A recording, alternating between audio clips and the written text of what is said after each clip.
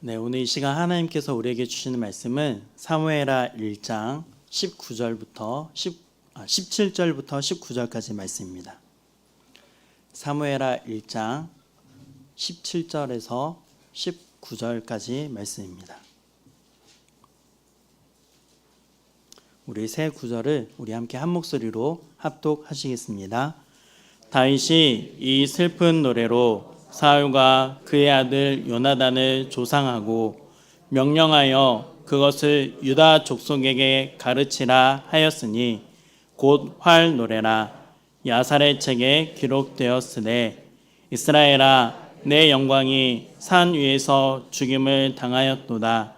오라 두 용사가 엎드러졌도다. 아멘. 저는 오늘 다윗의 애가라는 제목으로 함께 말씀을 나누고자 합니다. 말씀을 나누기 전에 여러분에게 질문을 한 가지 드릴 텐데요. 한번 잘 생각해 보시면 좋을 것 같습니다. 나를 괴롭히면서 못살게 구는 사람의 불행을 우리는 온전히 안타까워할 수 있을까요? 네, 맞습니다. 그렇게 못합니다. 원수와 같은 사람이 불행을 당할 때 정말 함께 안타까워하고 또 그의 불행이 극복되도록 우리는 도울 수 있을까요? 이 질문만 들어도 가슴이 막 턱턱 막히지 않으십니까? 너무나 힘든 일이고 정말 도저히 나 자신을 버리지 않으면 할 수 없는 이런 일을 했던 사람이 있습니다. 바로 오늘 본문에 등장하는 다윗인데요. 이 다윗이 어떻게 원수의 불행을 안타까워하며 또 그를 긍휼히 여기고 또 그를 사랑했는지 그 비결을 오늘 말씀을 통해서 함께 생각해 보고자 합니다. 먼저 오늘 본문의 배경을 살펴보도록 하겠습니다. 다윗의 평생의 적대자였던 사울은 길보아 산에서 블레셋과의 전투에서 죽게 되잖아요.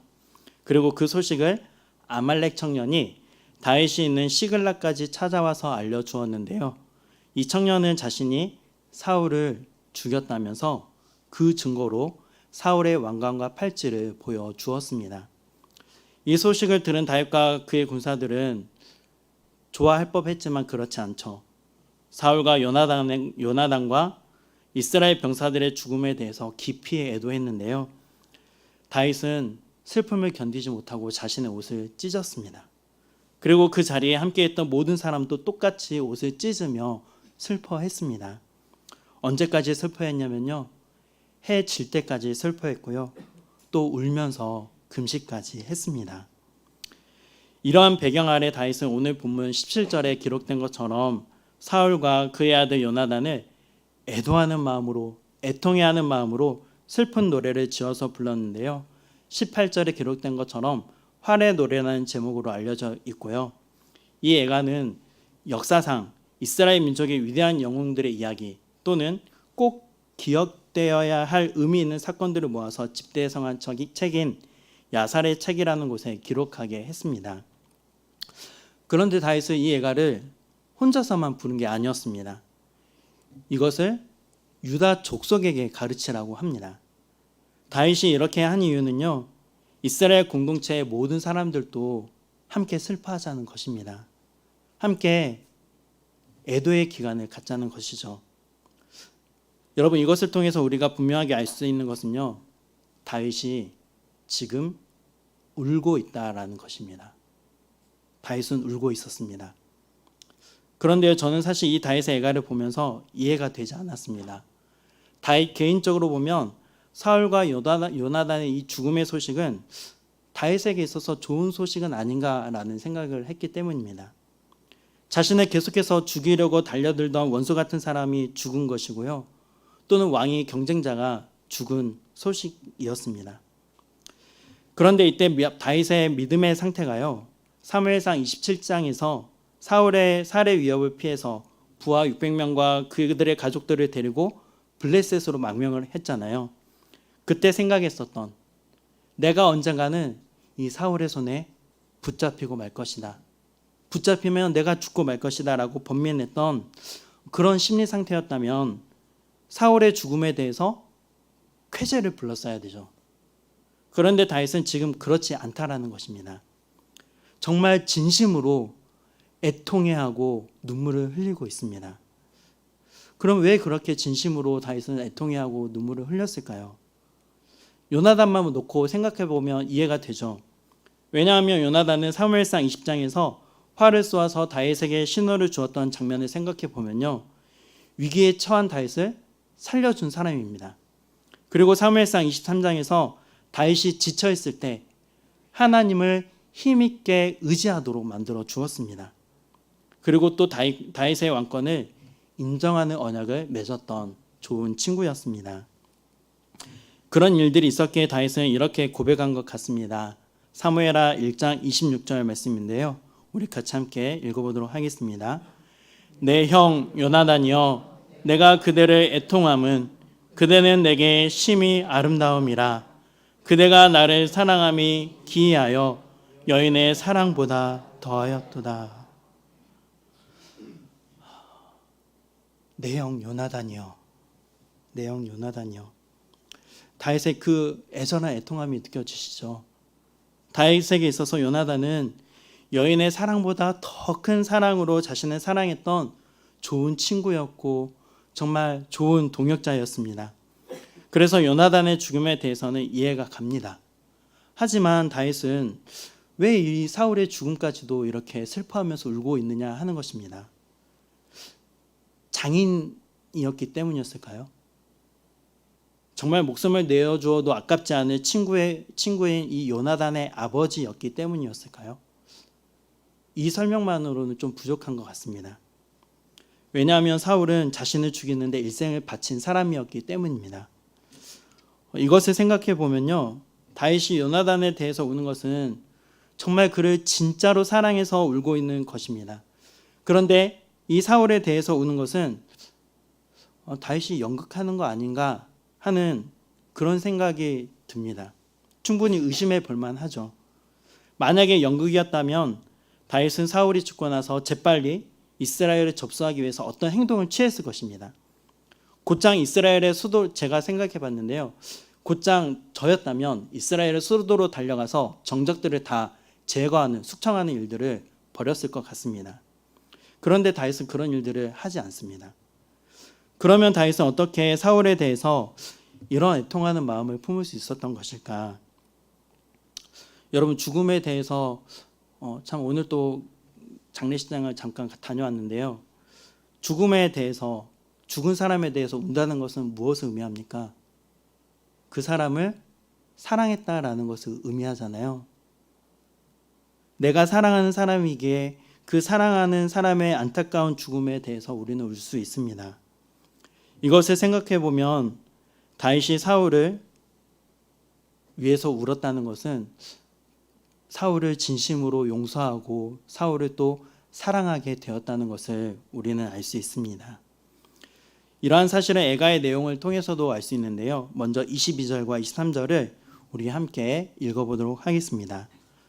죽은 자의 피에서 용사의 기름에서 요나단의 활이 뒤로 물러가지 아니하였으며 사울의 칼이 헛되이 돌아오지 아니하였도다.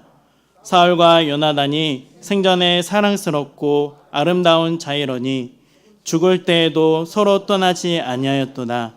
그들은 독수리보다 빠르고 사자보다 강하였도다. 이 구절을 통해서 알 수 있는 것은 이것입니다.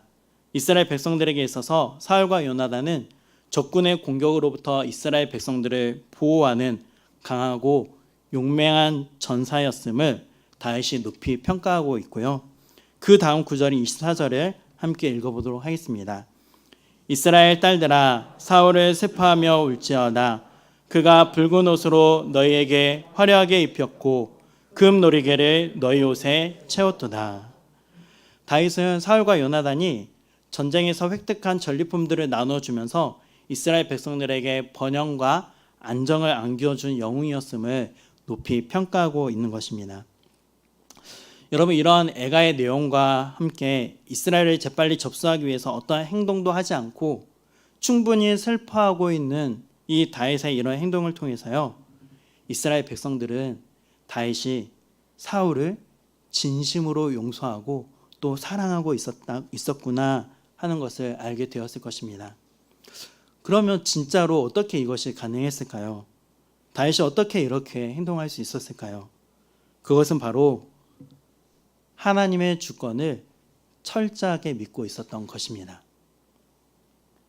원수와 같은 사람을 용서하고 사랑하는 것은 사람의 힘만으로는 결코 되지 않는다는 것을 다윗은 경험을 통해서 알 수 있었던 것입니다. 그 경험은요, 바로 시글락에서의 두 가지 경험을 통해서 알 수 있었는데요. 하나의 경험은 다윗이 블레셋에 망명을 했잖아요. 그래서 아기스 왕의 휘하에 있을 때였습니다. 그래서 자신의 의지와는 상관없이 이스라엘과의 전투에 참여를 했었어야만 했습니다. 그래서 그 일로 인해서 이제는 이스라엘이 지도자가 아니라 원수가 될 위기에 처해 있었던 것이죠. 그러나 블레셋 군대의 지휘관들이 다윗을 믿지 못하고 싫어해서 전쟁에서 벗어날 수 있었습니다. 이 일로 인해서 다윗은 하나님은 자신의 어려움을 충분히 알고 계시고 우리 인간들이 생각하지 못하는 방법으로 하나님은 하나님의 손으로 모든 문제를 해결하시고 모든 그 어려움에서 건져내심을 다윗은 경험을 한 것입니다. 그리고 또 두 번째 경험인데요. 이제 전쟁에서 시글락으로 돌아와 보니 아말렉 사람들에게 의해서 모든 것을 잃어버리게 된 것입니다.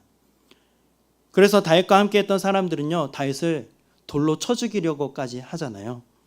이때 다윗은 하나님 여호와를 힘입고 용기를 얻었습니다. 그리고 아말렉 사람들이 빼앗아갔던 모든 것을 하나님께서 다시 찾게 하셨습니다. 이 두 가지 일을 경험한 것입니다. 여러분, 다윗은 이런 일들을 경험하면서 지금 내가 겪고 있는 고난, 내가 피할 수 없는 이 고난이 결코 비극으로만 끝나지 않는다라는 것을 알 수 있었을 것입니다. 하나님은 이미 다 계산하고 계시고 내가 믿음으로 반응할 때 모든 길을 열어주신다는 것을 다윗은 체득한 것입니다. 그러니 하나님의 주권에 굴복할 수밖에 없었던 것이죠. 여러분, 저는 이런 본문을 묵상하면서 나에게는 다윗과 같은 사랑이 있는가? 다윗처럼 원수의 죽음을, 원수의 불행을 안타까워할 수 있는가라는 질문을 던져보았습니다. 그리고 더불어서 나는 하나님의 주권을 철저하게 믿고 굴복하고 있는가라는 질문을 던져보았습니다. 질문을 던져놓고 생각해 보면서요, 제가 인터넷상에서 닉네임을 사용할 때 다윗과 같이라는 것을 사용하거든요. 근데 이걸 바꿔야 될 것 같아요. 다른 것으로요.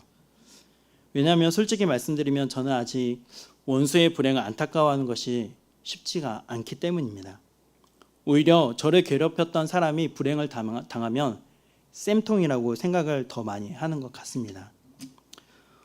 과거에 고등학생 시절에 반해서 저를 괴롭혔던 한 무리가 있었습니다. 같은 분단의 바로 앞뒤로 앉아있던 녀석들인데요. 3명이 저를 매일매일 무지막지하게 괴롭혔습니다.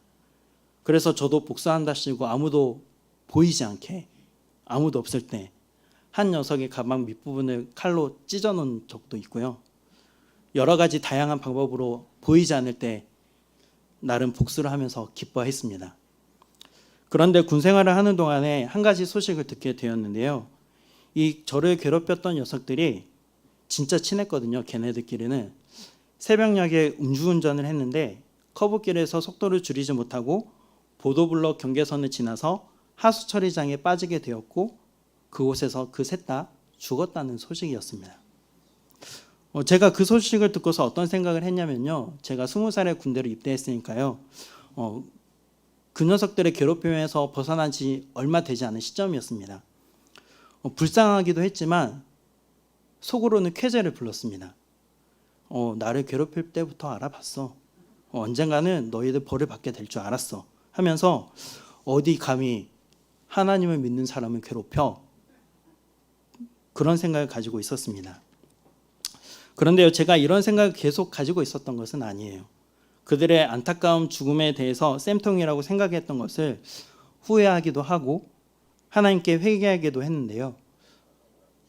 오늘에서야 비로소 이 설교를 준비하면서 진정으로 회개를 하게 되었습니다. 나를 괴롭혔던 녀석들이 그렇게 될 줄 알았다면 그때 내가 더 참고 더 이해했다면 더 좋았지 않았을까 하는 마음이 들었습니다. 그들 안에 있는 영혼의 궁핍함을 내가 더 잘 볼 수 있는 그런 영적인 눈이 있었더라면 내가 더 불쌍히 여길 수 있었을 텐데 하는 생각이 들었습니다. 여러분, 오늘 본문에서 다윗은 사울이 자신을 죽일 수 있는 힘만 가지고 있다는 것을 생각했던 것은 아니었을 것입니다. 사울이 힘을 가지고 있었지만 사실은 너무나 초라하고 불쌍하기 짝이 없는 사람이라는 것을 다윗은 알고 있었을 것 같습니다.